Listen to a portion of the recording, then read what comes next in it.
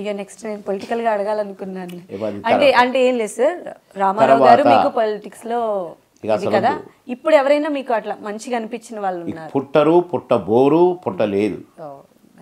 ఆయనే లెజెండ్, ఆయనే హీరో, ఆయనే స్టార్. పొలిటికల్గా కూడా కొత్త కొత్త కొత్త కొత్త పథకాలు తెచ్చి వాటిని అమలు చేసి మళ్ళీ ఆయన మాట అంటే మాటే. ఇప్పుడు అట్టటోళ్ళ పగటి కళలు కనేటోళ్ళంతా. సరే వద్దు, అందుకనే వద్దు అంటున్నా. మాట్లాడదాం, చాలా టైం ఉంది, మాట్లాడదాం. సార్, మీ మూవీలో కామెడీ సీన్స్ చేస్తూ ఒక మహిళ థియేటర్లోనే పురుడు పోసుకొని ఒక బిడ్డకి జన్మనిచ్చింది. అంటే ఆ నొప్పులు కూడా ఆవిడ తెలియలేనంత తన్మయత్వంతో మునిగిపోయింది. సో అప్పుడు ఆ న్యూస్ కూడా చాలా వైరల్, ఇప్పుడు భాషలో చెప్పాలంటే వైరల్. ఏమనిపిస్తుంది సార్ అలాంటి? నిజం, అది వండర్. నాకు ఉత్తరాలు కూడా రాశారు వాళ్ళు. ఆ ఉత్తరాలను కూడా నేను ప్రెస్కు చూపించా. ప్రొడ్యూసర్ గారు నేను ఎవరో మాట్లాడాం మొత్తానికి టీవీలో, మాట్లాడాల్సి వచ్చింది. ఆ తర్వాత కూడా నన్ను చూడాలని ఆ అమ్మాయి ఒక 100-200 ఉత్తరాలు రాసి ఉంటారు వాళ్ళు, ఆ అమ్మాయి తల్లిదండ్రులు, ఆ అమ్మాయి భర్త. కానీ నేను కలుస్తానని కూడా దగ్గర దాకా పోయి కూడా, రాజమండ్రి దాకా పోయి కూడా నేను కలవలేకపోయినా.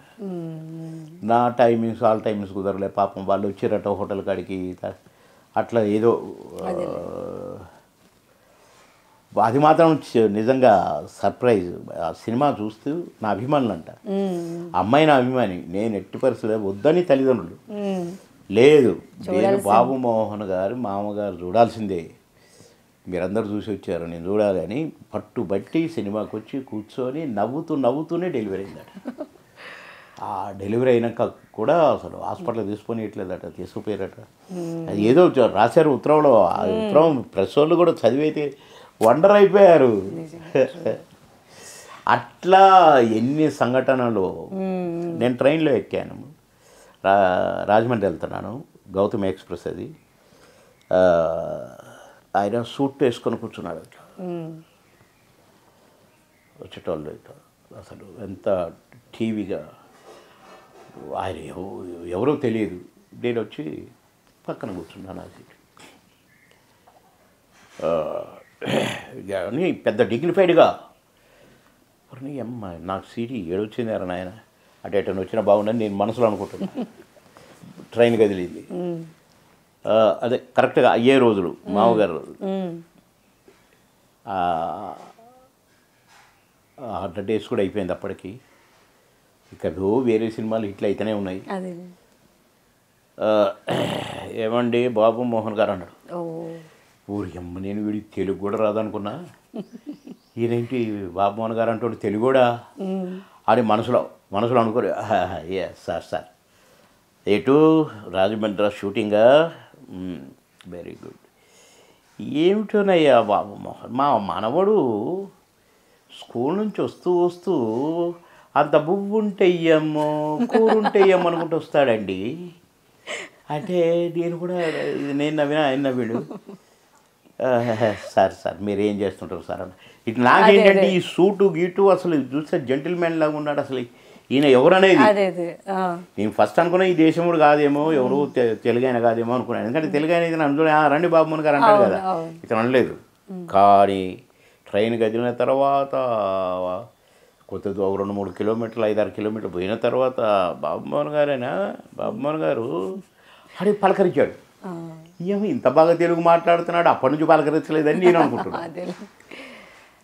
ఇక ఆ పాట బాగా, సార్ మీరు ఏం చేస్తారు సార్, నేను జడ్జిని, వైజాగ్లో హైకోర్టు జడ్జిని, నేను మీ అభిమానిని, మీ సినిమాలంటే చాలా ఇష్టం అంటున్నాడు అండి. అప్పుడు అంటే ఆ సీజను అలాంటి వాళ్ళను కూడా నవ్వించి, అలాంటి వాళ్ళను కూడా బాబు మోహన్ అని నా పాట పాడిపించి, ఆ జడ్జి అది మర్చిపోయిండు, బువ్వుంటే ఏమో పాట పాడుతాండే మున్యం అన్నారు.